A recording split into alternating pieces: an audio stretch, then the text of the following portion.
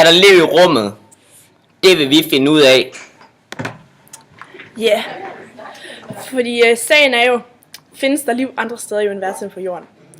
For at kunne svare på det spørgsmål, må vi først lægge os fast på en definition af liv, og finde ud af, hvilke miljøer liv kan opstå i.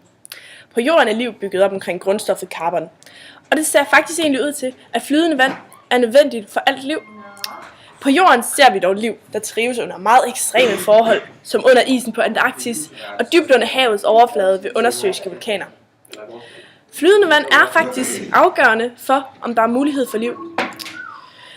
For at flydende vand kan eksistere på en planet, skal gennemsnitstemperaturen ligge alt imellem 0 og 100 grader Celsius.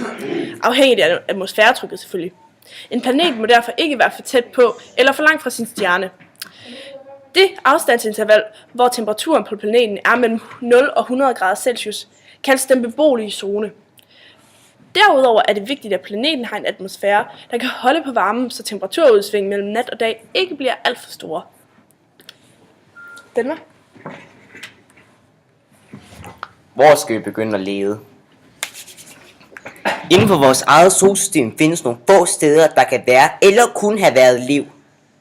Mars virker ikke lige nu som et oplagt bud på et sted, der kan eksistere liv, da den gennemsnitlige temperatur ligger godt under frysepunktet.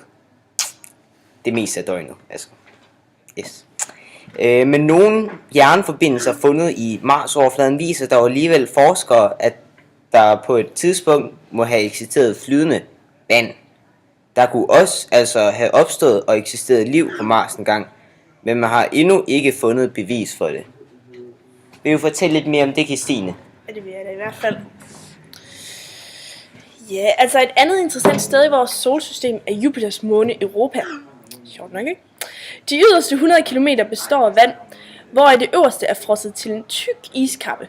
Betingelserne for liv her minder muligvis om dem, vi ser på jorden ved de dybtliggende undersøiske vulkaner og under isen på Antarktis. Der er altså mulighed for, at der eksisterer liv på den her planet Europa. Vores solsystem er kun en mikroskopisk del af det store univers, og der er mange flere steder, vi kan lede efter liv. I vores galakse er der omkring 300 milliarder stjerner, og mange af disse har planeter.